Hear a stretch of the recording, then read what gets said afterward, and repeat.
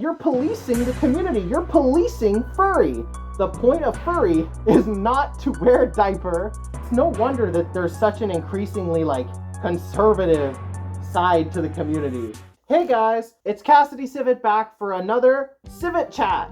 And today I want to talk about the slogan, Keep Furry Weird.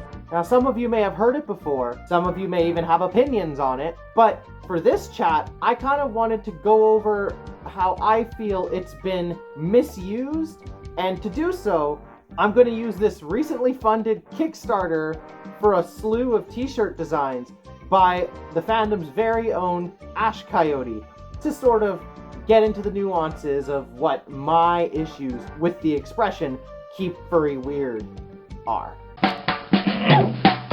Alright, so let's not really waste any time here.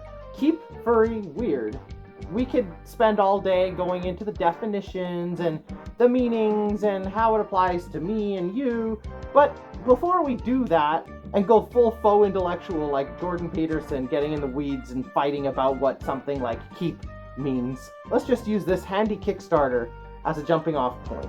So in this line, there I think are 6 or so shirts to choose from that I assume Ash Coyote believes are emblematic of what it means to keep furry weird. So let's take a look at the shirts and I'll give my commentary about them. I'm gonna do them in sort of my own order, so, bear with me. We're gonna start first with the Pup Pride shirt here. Now, are pups furry? That's a big question. Not all pups are furry, and certainly not all furries are pups. So therefore, does being a pup make furry weird? I don't think so. Does it keep furry weird? Well, no, because you don't have to be a pup to be a furry. So off the bat, I kind of feel like we're expanding the tent of what furry means to include people's kinks or fetishes. Not that there's anything wrong with that, of course. The fandom is a generally accepting place, but it's not furry specific. I actually have a story where I approached someone in an airport while I was in America on my way to a con a few years ago, and I thought they were a furry, so I went right up to them and I was like, hey, I bet we're here for the same thing. And, after a few seconds, they were sort of like, oh, no, sorry, I'm not a furry, I'm just kinky. And, they kind of fit the profile. They had the blue hair, they had the collar on with the rainbows, and I was like, damn, okay. So, is Pup Pride keeping furry weird? No. What's the next shirt? The next one is an Inflatables shirt. Now, again, similar sort of argument. People have an interest in inflatables separate from furry. There's plenty of people, I don't want to use a word like weirdos, but there's plenty of people out there who are perfectly cool with amorphous round balloons, maybe people with a fixation for bouncy houses or something like that. I would personally say that I think inflatables are more interesting when they're in an animal shape, but I don't think that's a make or break rule. And again, is an interest in inflatables inherent to furry? No. Does it make furry weird? No. So again, we have another swing and a miss from Ash Coyote, sort of bringing in another unrelated kink interest into this Keep Furry Weird mantra. So it can't get any worse, can it? Obviously it can. Oh god. I couldn't imagine anybody wearing this in public. But yes, the third shirt in the lineup is a baby fur shirt.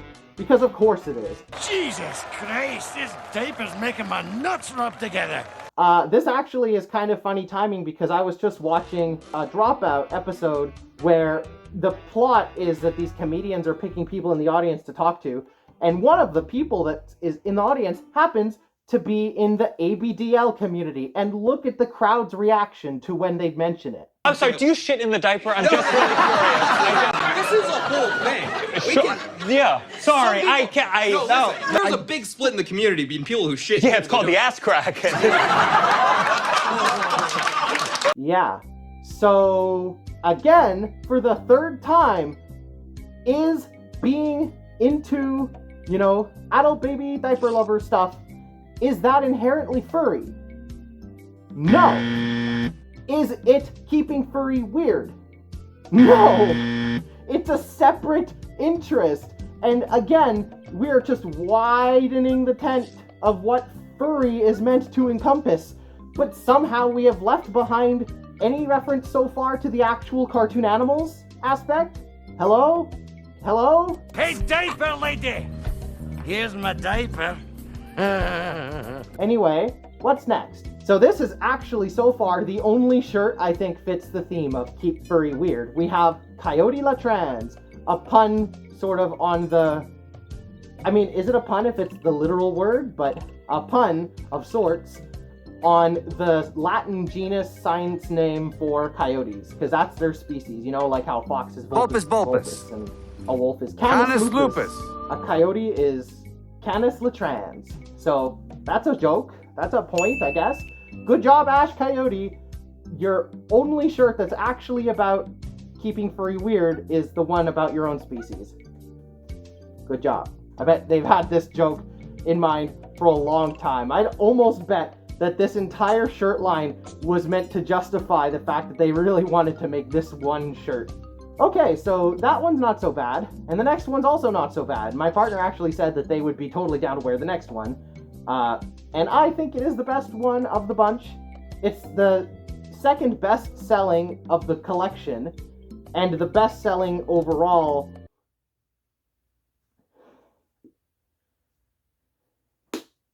That represents an individual thing, but we'll get into that later because I haven't revealed the last design yet. So this one is just Yif. You're into frisky foxes, aren't you? Now, again, I could kind of, harp on the fact that not all of furry is sexual, and, like me, I'm an asexual furry, so I don't feel particularly represented by this shirt, which is fine. Not everything has to be for me. God knows they don't make exceptions for me. I don't need to make exceptions for them. And as a furry with like a decade of experience in the community at this point, you don't really hear the word Yif all that much anymore. I've only ever really heard it once in a non-ironic setting, and that kind of left a traumatic memory for me, so we won't go into that right now. But I don't even think that Ash is the first person to come up with the dare Yif, analog, so no points for creativity there, but good job on making a second shirt that's actually about furry and not something else. So, well done, I guess. And then the next shirt, the second to last, is this. It just says mood. I'm not really sure what is furry about this either. It kind of reminds me of some like millennial cringe vibe thing. You know what I'm talking about? Like, the picture has the character holding both a mug and a joint. So they got like a joint in one hand and a cup of joe in the other hand. Again, I'm not really sure what is inherently keeping furry weird about this design. It is a very safe, boring design that doesn't do anything that interesting or exceptional. So, good job, I guess. Good job. And so that leaves the final design, which I chose to save for last. This one is the compilation of Keep Furry Weird. And I chose this one for last because it is the best selling of the batch, but here we go again. Just look at it. Observe what it is representing for a second. Keep Furry Weird, in this context of this shirt, is a phrase that includes pups and the pool toys, and you've got the freaking baking in there too.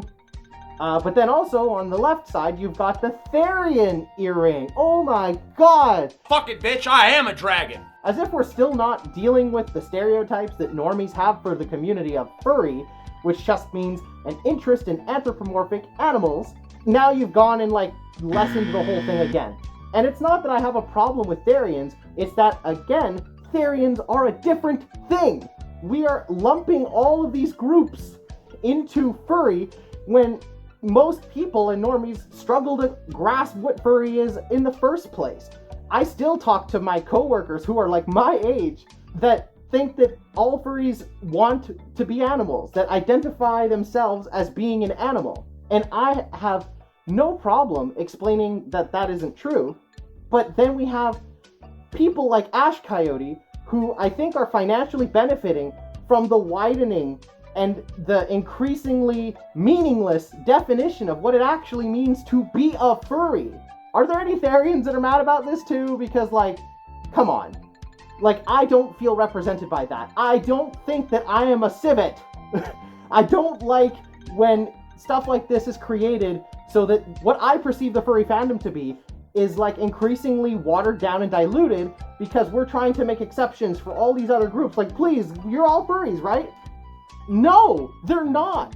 That doesn't keep furry weird. You're making furry meaningless. To me, honestly, what keep furry weird meant, the first time I heard it, I always saw it as more of like a furries locking arms with each other sort of mentality, where it's like, yes, keep furry weird by being furry as possible.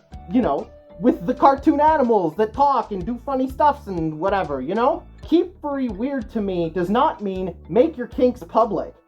That's not the same thing. It's no wonder that there's such an increasingly, like, I hate to go there, but an increasingly, like, conservative side to the community. Because people are just kind of getting fed up with this.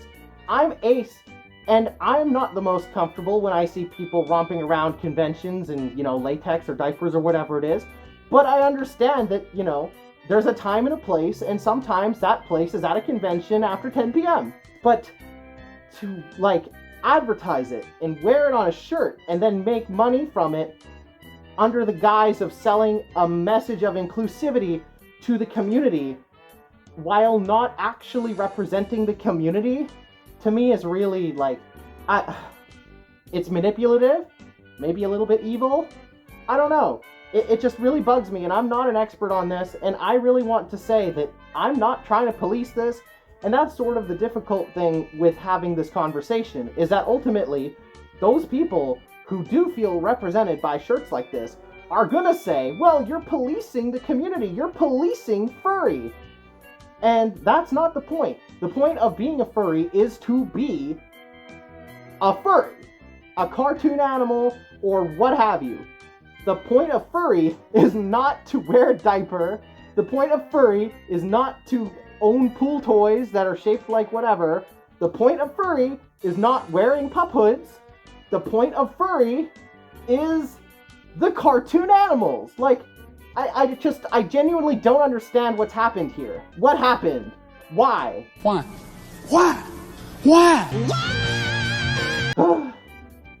I'm really just like a boomer furry at heart, you know? I yearn for the old days. I yearn for the classics. Nothing to me beats that classic, you know, woodland critter aesthetic. Give me my Richard Scary Busy Towns. Give me my Red Walls. Give me my Skippy the Bush Kangaroo.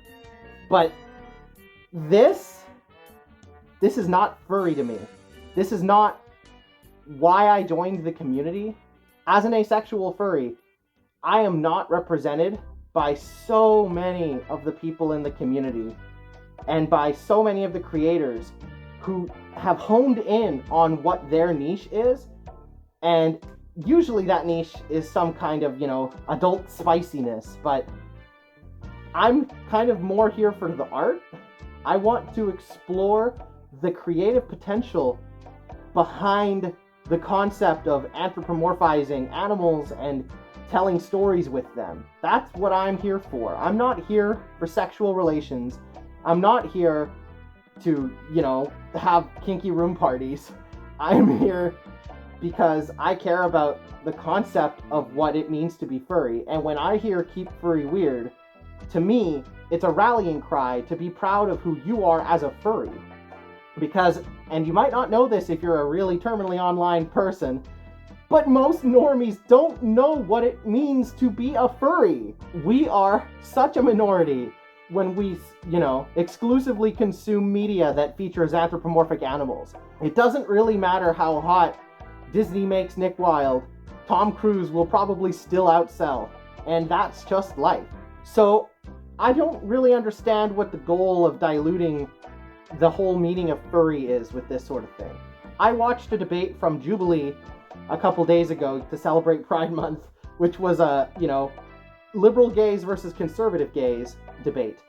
And they talked about, and again, I hate to go there, but they talked about why the conservative gays are more LGBT without the T and the rest.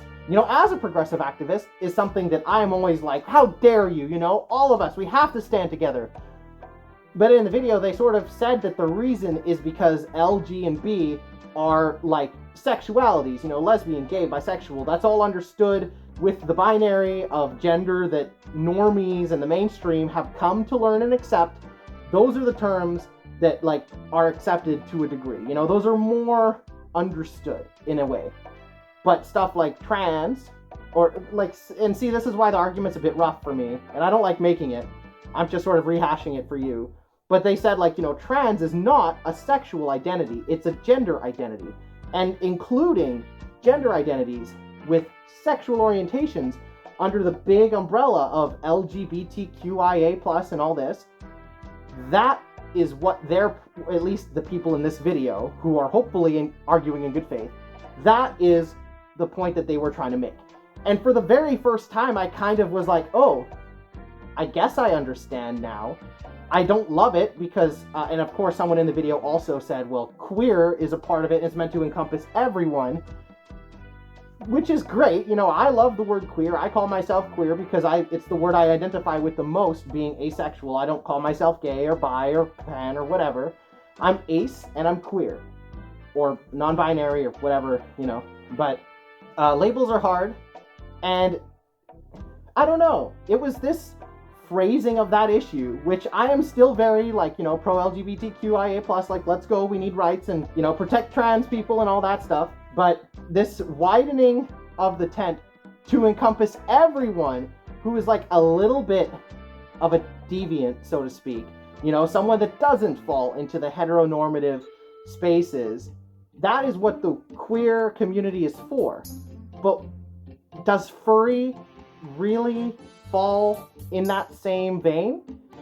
Is furry the catch-all term meant to collect the pups and the therians and the babies and the inflatables? Is that what it was intended to be? Because I don't think so. I think that furry was meant for the furries, the people that participate with the whole cartoon animal vibe. And I'm just kind of bothered by this increasing widening of the tent, because it's not doing us any favors, As if our conventions aren't packed to the gills enough. We have to start creating spaces for people who really aren't participating in the community in a way where they contribute, but more that they create a space for people to leave the fur behind and do something else. Which, again, is totally fine. Consenting adults can do whatever the hell they want in their hotel rooms, yada yada yada. But it's this idea that somehow them just being there at the convention, doing this thing that isn't furry, with other people who might be furry, but are not doing furry stuff for this particular activity, I kind of have problems with that.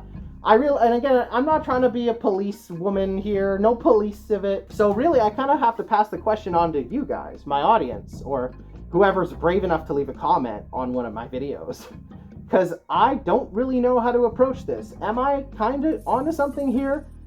Do you see that? Is there an increasing widening of a tent to try and amalgamate every left of center or vaguely queer, kinky fetish interest under the big furry umbrella? And why? Who does it benefit? Why are we doing that? Especially when it's leaving people who are genuinely furry creative behind. That is when I start to have a huge problem.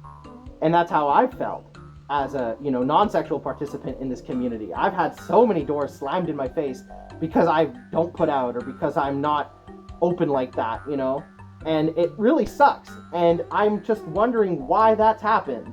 Well, that's pretty much all I have for today. Just kind of some loose thoughts about this whole Keep Furry Weird phenomenon. I mean, one of the examples in my head for Keep Furry Weird was fucking Finn Raccoon and their whole grift to get people to give them free money so they could run an event that didn't really pan out. So, you know, just like everything else on this planet that makes you feel warm and fuzzy inside, one day it will be seized upon by grifters to make some money.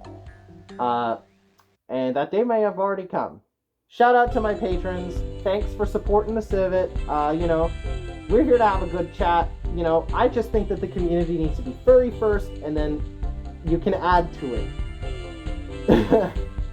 I don't know, like, it's like if you saw a furry being interviewed for a TV show, and it was like, you are representing the furry community. And this person comes out wearing a therian necklace and sucking on a binky and, like, wearing a diaper or, like, a latex bodysuit, but they have a fursuit head, or maybe they don't even have a fursuit head. They're just, like, ticking all these boxes for things that may or may not actually be furry, but they claim to be representing the community. I don't know, that just really rubs me the wrong way. I'm probably alone on this because I'm just, you know, too ace to even get it. But anyway, that's about all I got to say about this. You know, keep furry weird by being furry. That's it. That's the buck, and it stops here. Thanks for watching.